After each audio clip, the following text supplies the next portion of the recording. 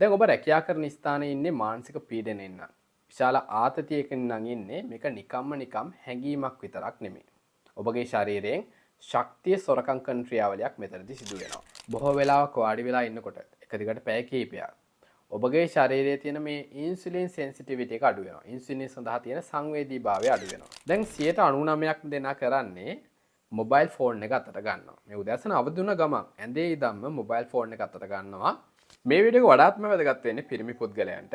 ඔබ කාන්තාවක් නම් මේ වීඩියෝ එක බලන්න නැතුව ඉන්න එපා. ඔබටත් වැදගත් වෙන කාරණා මේ වීඩියෝ එකේ අන්තර්ගතයි. දැන් අපි හැමෝටම සිහින තියෙනවා. මේ සිහින පසුපස හඹා යන්න නම් අපි උදෑසන හොඳ ප්‍රබෝධයකින් අවදි වෙන්න අවශ්‍යයි. රාත්‍රියේ නිින්දට යනකම්ම අපි හොඳ කාර්යක්ෂමතාවයෙන් යුතුව වැඩ කරන්න අවශ්‍යයි. ඔබ ඔෆිස් එකක වැඩ කරන කෙනෙක් වෙන්න පුළුවන්. ඔබ ඔබගේම බිස්නස් එකක් රන් කරන කෙනෙක් වෙන්න පුළුවන්. එතකොට දැන් උදෑසන අවදි වෙනකොටම ශරීරයට තෙහෙට්ටු භාවයක් දැනෙනවා. දැන් අද වෙනකොට ගොඩක් අයට මේ ප්‍රශ්නේ තියෙනවා. ඊළඟට අපි ගත්තොත් දහවල් 3ට විතර තෙහෙට්ටු භාවයක් දැනෙන පුද්ගලයන් විශාල ප්‍රමාණයක් ඉන්නවා. එතකොට අපිට හොඳ කාර්යක්ෂමතාවයකින් වැඩ කරන්න අපහසුයි. ඒ වගේම ගොඩක් වෙලාවට පිරිමි පුද්ගලයන් අද වෙනකොට වර්ක්අවුට් කරන්න ජිම් එකට යනවා. ඒතකොට මේ වර්ක්අවුට් කරන්න ජිම් එකට යෑමේ මේන් පර්පස් එක ගොඩක් අයගේ මසල් බිල්ඩ් කරන එක. හැබැයි කොතරම් ව්‍යායාම සිදු කරත් මේ මාංශ පේශි වර්ධනය වෙන්නේ නැත්නම් ඇත්තටම එතන කිසියම් ප්‍රශ්නයක් තියෙනවා. ප්‍රධාන වශයෙන් හෝමෝන අසමතුලිතතාවය නිසා වෙන්න පුළුවන්. ඒ වගේම ඔබගේ ස්ට්‍රෙස් එක වැඩි නම් ඒ නිසා වෙන්නත් පුළුවන්. ඒ වගේම ලිංගික ජීවිතයේ සතුට ගැන කතා කරොත් මේ සතුටට ගොඩක් වෙලාවට හෝමෝන අසමතුලිතතාවය නිසා ප්‍රශ්න ඇති වෙන්න පුළුවන්. ඉතින් අද වීඩියෝ එකේ මම පුරුදු පහක් ඔබට කියා දෙනවා. මේ පුරුදු පහ ඔබගේ ජීවිතයට ඇප්ලයි කරලා බලන්න ඔබට පුළුවන් ඉහළ කාර්යක්ෂමතාවයකින් ඔබගේ වැඩ කටයුතු කරන්න. ඒ වගේම ඔබගේ සතුට වැඩි කරගන්නත් පුළුවන්. ඒ වගේම වීඩියෝ එකේ අවසානයේ මම පැහැදිලි කරනවා දවස් 30ක ඇල්පර් ප්‍රොටෝකෝල් එක සම්බන්ධව. ඉතින් ඒ කරුණත් ඔබ අනිවාර්යයෙන්ම දැනගන්න අවශ්‍යයි. ඉතින් මේ සියලුම කරුණු දැනගන්න වීඩියෝ එක ඉවර වෙනකන් හොඳින් අහගෙන ඉන්න. මම දැන් යනවා වීඩියෝ එකේ පළවෙනි කොටසට. ඒ කියන්නේ පළවෙනි පුරුද්ද සම්බන්ධව තමයි පැහැදිලි කරන්න යන්නේ. ටෙස්ටොස්ටෙරෝන් සහ කෝර්ටිසෝල් අතර තියෙන සම්බන්ධතාවය. දැන් ඔබ රැකියා කරන ස්ථානයේ ඉන්නේ මානසික පීඩනයෙන් නම්. විශාල ආතතියකින් නම් ඉන්නේ මේක නිකම් හැඟීමක් විතරක් නෙමෙයි. ඔබගේ ශරීරයෙන් ශක්තිය සොරකම් කරන ක්‍රියාවලියක් මෙතනදී සිදු වෙනවා. මේක ජීව විද්‍යාත්මකව මම මෙහෙම පැහැදිලි කරන්නම්. පිරිමි පුද්ගලයන්ගේ ප්‍රධාන ලිංගික හෝමෝන් එක තමයි ටෙස්ටොස්ටෙරෝන් කියන්නේ. එතකොට මේ හෝමෝන් එක නිපදවන්න භාවිතා කරන අමුද්‍රව්‍යම තමයි ඔබ මානසික පීඩනයෙන් ඉන්න වෙලාවේ නිපද වෙන කෝර්ටිසෝල් හෝමෝන් එක නිපදවන්න භාවිතා කරන්නේ. දැන් ඔබට තේරෙනවා ඇති ඔබ මානසික පීඩනයෙන් ඉන්නකොට කෝර්ටිසෝල් වැඩි වශයෙන් නිපද වෙනවා, ටෙස්ටොස්ටෙරෝන් අඩු වශයෙන් නිපද වෙනවා. එතකොට ඔබගේ ලිංගික උද්‍යෝගය අඩු වෙන්න පුළුවන්, ඔබගේ මාංශ පේශි විඩාවටපත් වෙන්න පුළුවන්, ඔබගේ ශරීරයේම තෙහෙට්ටු භාවයට ලක් වෙන්න පුළුවන්. ඉතින් මේ සඳහා ඔබට පුළුවන් අශ්වගන්ධ වගේ ඖෂධ භාවිතා කරන්න. විද්‍යාත්මක පරීක්ෂණ මගින් හොයාගෙන තියෙනවා අශ්වගන්ධ වලට පුළුවන් කියලා කෝර්ටිසෝල් මට්ටම ඔබගේ ශරීරයේ කෝර්ටිසෝල් මට්ටම 128කින් විතර අඩු කරන්න පුළුවන් කියලා. ඉතින් එමගින් පුළුවන් පිරිමි පුද්ගලයන්ගේ පුරුෂ ශක්තිය සුරක්ෂිත කරගන්න. මම දැන් යනවා දෙවෙනි පුරුද්ද සම්බන්ධව පැහැදිලි කරන්න. ඔබ උදෑසන අවදි වුණාට පස්සේ පළවෙනි විනාඩි 30 කොතරම් වැදගත්ද කියලා තමයි කියා දෙන්න යන්නේ. දැන් 99%ක් දෙනා කරන්නේ මොබයිල් ෆෝන් එක අතට ගන්නවා. මේ උදෑසන අවදි වුණ ගමන් ඇඳේ ඉඳන්ම මොබයිල් ෆෝන් එක අතට ගන්නවා. සෝෂල් මීඩියා වල බොහෝ විට ස්ක්‍රෝල් කරනවා. ඇත්තටම මේක වැරදි. දැන් මෙතනදී ඔබගේ ශරීරයට මේ ඇස් වලට වැදෙන්නේ ස්වභාවික ආලෝකය නෙමෙයි. ස්වභාවික සූර්යාලෝකය නෙමෙයි. එතනදී ඔබගේ ශරීරයට ඇත්තටම හානිකර තත්ත්වයක් තමයි ඇති වෙන්නේ. දැන් මම පැහැදිලි කරන්නම්. දැන් හිතන්න මොබයිල් ෆෝන් එක අතට ගන්න එපා. මේ දේ කරලා බලන්න ඔබ අනිවාර්යෙන්. මොබයිල් ෆෝන් එක අතටවත් ගන්න එපා. පළවෙනි විනාඩි 30 ඇතුළත. ඔබ කරන්න ඕනි ඔබගේ ශරීරයට මේ ස්වභාවික සූර්යාලෝකය නිරාවරණය කරගන්න. දැන් ස්වභාවික සූර්යාලෝකය ඔබගේ ඇස් වලට වැටුණාට පස්සේ ඔබගේ ශරීරයෙන් නිකුත් කරන කෝර්ටිසෝල් කියන හෝමෝන් එක තමයි දවස පුරා ඔබට හොඳින් අවදි වී සිටින්න උපකාරී වෙන්නේ. ඒ වගේම ඒත් එක්කම මෙතනදී සිස්ටම් එක හැදෙනවා මෙලටොනින් කියන හෝමෝන් එක නිකුත් කරන්න පටන් ගන්නවා පැය 14කින් පස්සේ හොඳ නිින්දක් ලබා ගන්න. ඉතින් ඒ සඳහා ඔබට පුළුවන් උදෑසන අවදි වුණාට පස්සේ විනාඩි 5ක් විතර ස්වභාවික සූර්යාලෝකයට නිරාවරණය වෙලා ඉන්න. ඒ වගේම තව දෙයක්. ඔබ උදෑසන අවදි වුණාට පස්සේ බොහෝ දෙනෙක් කරන්නේ ටී එකක් බොනවා. කිරිතේ එකක් වෙන්න පුළුවන්, කොෆි එකක් වෙන්න පුළුවන් ඔබ පානය කරනවා. එමගින් ඔබගේ ශරීරයට කිසියම් ශක්තියක් ලැබෙනවා. ක්ෂණික ශක්තියක් ලැබෙනවා. මොකද ඒකේ තියෙනවා කැෆේන් තියෙනවා, සීනි අන්තර්ගතයි. හැබැයි දහවල් කාලේදී මේ නිසා ඔබට කිසියම් තෙහෙට්ටු භාවයක් ඇති වෙන්න පුළුවන්. ඒ වෙනුවට ඔබට පුළුවන් උදෑසන අවදි වුණ ගමන් හිස් බඩින් පිරිසිදු වතුර වීදුරු දෙකක් පානය කරන්න පුළුවන්. එමගින් ඔබගේ නිරෝගකම වර්ධනය කරගන්න පුළුවන්. ඊළඟ දේ ඔබ යන්න ඔබගේ මිදුලට ගිහින් ගහක් ගාවට යන්න. ගිහින් හොඳින් ආශ්වාස ප්‍රාශ්වාස කරන්න. ඩීප් බ්‍රීතිං කරන්න. එමගින් ඔබගේ ශරීරයට හොඳ පිරිසිදු වාතය ඔක්සිජන් ලැබෙනවා.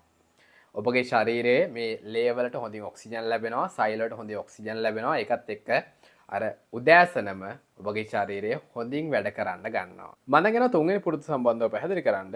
ඔබ බොහෝ වෙලාවක් වාඩි වෙලා ඉන්න එක කොතරම් හානිකරද සහ ඒ වෙනුවෙන් ඔබට කරන්න පුළුවන් දේ කුමක්ද? මම දැන් පැහැදිලි කරන්න. බොහෝ වෙලාවක් වාඩි වෙලා ඉන්නකොට එක දිගට පැය කිහිපයක් ඔබගේ ශරීරයේ තියෙන මේ ඉන්සුලින් සෙන්සිටිවිටි එක අඩු වෙනවා. ඉන්සුලින් සඳහා තියෙන සංවේදීභාවය අඩු වෙනවා.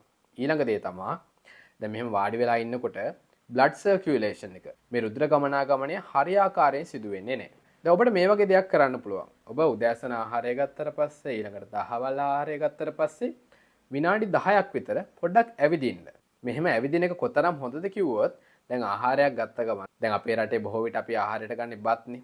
බත් කියන්නේ කාබෝහයිඩ්‍රේට් පිෂ්ඨය. මේ වගේ ආහාරයක් ගත්ත ගමන් ලේවල සීනි මට්ටම වැඩි වෙනවා. blood sugar spike එකක් ඇති වෙන්න පුළුවන්. ඉතින් විනාඩි 10ක් විතර ඇවිද්දාට පස්සේ ඔබට පුළුවන් මේ වගේ හානිකර තත්ත්වයක් ඇතිවීම වළක්ව ගන්න. ඒ වගේම ඔබගේ ශරීරයේ මේ සෛලවල තියෙන ශක්ති බලාගාර අපි කියනවා මයිටොකොන්ඩ්‍රියා කියලා. ඒවත් හොඳට සක්‍රිය වෙලා හොඳින් වැඩ කරන්න ගන්නවා. ඊට පස්සේ ඔබගේ ශරීරයට ලැබෙන මේ ශක්තියත් එක්ක ඔබට පුළුවන් හොඳින් එක දිගට වැඩ කරන්න. මම දැන් හතරවෙනි පුරුද්දට නිින්දට පෙර සූදානම ගැන තමයි මම දැන් පැහැදිලි කරන්න යන්නේ. දැන් අපි කම්පියුටර් එක ගත්තොත් කම්පියුටර් එක ෂට් ඩවුන් කරන්න පුළුවන්. ඒ කියන්නේ ගොඩක් වෙලාවට එකපාරට ඔෆ් වෙනවනේ.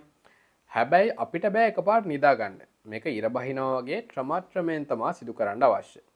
දැන් රාත්‍රී 11ටත් ඔයාලගේ මොබයිල් ෆෝන් එක අරගෙන භාවිතා කරනකොට මේකෙන් නිල් ආලෝකය එමිට් කරනවා.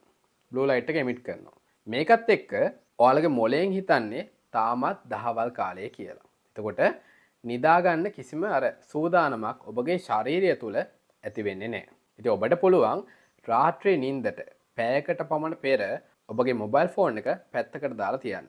එතකොට ඔබගේ ශරීරය ටිකින් ටික මේ සඳහා ඇඩ්ජස්ට් වෙනවා. ඔබට පුළුවන් ඔබගේ කාමරයේ තියෙන ලයිට් නිමලා එහෙම නැත්නම් ආලෝකය අඩු කරලා මේ සඳහා ඔබගේ ශරීරය සූදානම් කරන්න.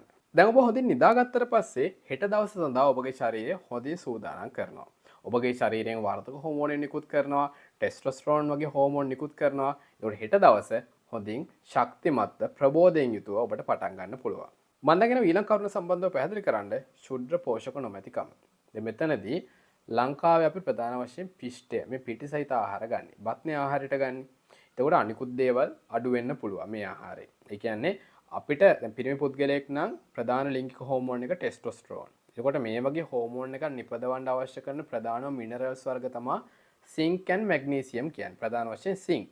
දැන් අපි වාහනයක් ගත්තට පස්සේ වාහනයක ඉන්ධන ටැංකිය පිරෙන්නම තෙල් තිබ්බට වැඩක් නැහැ. ස්පාර්ක් ප්ලග් එක ක්‍රියාත්මක වෙන්නේ නැත්නම් වාහනය පණ ගන්නවන්න බෑ. ඒ වගේ තමයි අපගේ ශරීරයට අනිවාර්යෙන් සින්ක් තියෙන්න ඕනේ. සින්ක් තිබ්බොත් තමයි ටෙස්ටොස්ටෙරෝන් කියන හෝමෝන් එක හොඳින් නිපදවන්න පුළුවන් වෙන්නේ. ඉතින් පිරිමි පුද්ගලයන් අනිවාර්යෙන් සැලකිලිමත් වෙන්න ඔබ අනිවාර්යයෙන්ම nuts and seeds වර්ග, කියන්නේ ඇට වර්ග ආහාරයට ගන්න.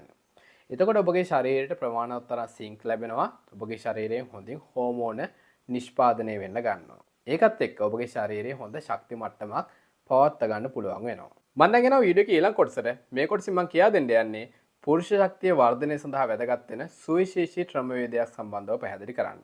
අපි මේකට කියනවා the ALPA protocol කියලා.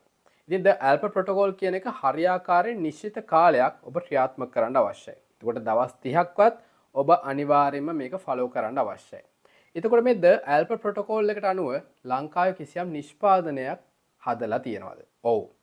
Ancient Nutra කියන කම්පැනි එකකින් මේ වගේ wellness box එකක් නිෂ්පාදනය කරලා තියෙනවා. මේක ඇතුලේ අශ්වගන්ධ විවිධාකාරයේ සුවිශේෂී ස්වභාවික සංයෝග අන්තර්ගතයි. මම දැන් මේක පේන්නන්න කැප්සියුල් විදිහට තියෙනවා. ඒ වගේම ඔබට තියෙනවා ටර්මරික් and ginger shot තියෙනවා. මම දැන් ඔබට මේ wellness box එක පැහැදිලි කරන්න. මම දැන් මේ wellness box එක ඕපන් කරලා පෙන්නන්නම්. මෙතන ඔබට බලා ගන්න පුළුවන් Ancient Nutra. ඊට පස්සේ මෙතන ඇත්තට මෙයාලා හරි පිළිවෙලට මේක එක්ස්ප්ලেইন කරලා තියෙනවා. ඔබට මේක මාක් කරන්න පුළුවන්. ඔබට බලා ගන්න පුළුවන් 30 day protocol wellness system. මේකෙදි දවස් 7ක් ඔබට ලබා ගන්න තියෙන ginger shot එකක් තියෙනවා. ඊට පස්සේ ඔබගේ ශරීරය හරියට ඒ කියන්නේ ඔබගේ ප්‍රශක්තිය වර්ධනය කරලා ඔබගේ ආහාර ජීර්ණ පද්ධතිය නිරෝගී කරලා ඊට පස්සේ තමයි මෙතන තියෙන මේ කැප්සියුල් ඔබ ලබා ගන්න අවශ්‍ය. මම දැන් පැහැදිලි කරන්න. මේ තියෙන්නේ shield shot. මෙතන පැහැදිලි කරලා තියෙනවා කහ සහ ginger shot කියලා. දවසට එක ගානේ දවස් 7ක් මේවා මුලින්ම ලබා ගන්න. ඊළඟ දවසේදී ඔබට පුළුවන් මේ කැප්සියුල් බොටල් වල අන්තර්ගත කැප්සියුල් භාවිතා කරන්න. මේ හැම කැප්සියුල් බොටල් එකකම කැප්සියුල් 60ක් අන්තර්ගතයි. මේ තියෙන්නේ අශ්වගන්ධ එක්ස්ට්‍රැක්ට් එක. මේ තියෙන්නේ ලොන්ග් ජැක් ටොන්කට් කියන එක්ස්ට්‍රැක්ට් එක. මේ තියෙන්නේ ට්‍රිබියුල්ස් එක්ස්ට්‍රැක්ට් එක. මම දැන් එකින් එකට මේවා ගැන පැහැදිලි කරන්න. මම දැන් මුලින්ම එනවා අශ්වගන්ධ එක්ස්ට්‍රැක්ට් එකට. මම වීඩියෝ එක මුලදීම සඳහන් කරා අශ්වගන්ධ වලට පුළුවන් කෝර්ටිසෝල් මට්ටම 128කින් අඩු කරන්න. කෝර්ටිසෝල් මට්ටම අඩු වෙනවා කියන්නේ ටෙස්ටොස්ටරෝන් හොඳ මට්ටමකින් නිෂ්පාදනය කරන්න පුළුවන් වෙනවා. ඊළඟට මම එනවා ලොන්ග් ජැක් ටොන්කට් කියන ද්‍රව්‍යයට. මේ සංයෝගයට පුළුවන් දැන් අපගේ ශරීරයේ ටෙස්ටොස්ටරෝන් ගත්තට පස්සේ හැම ටෙස්ටොස්ටරෝන්ම භාවිතා කරන්න බෑ.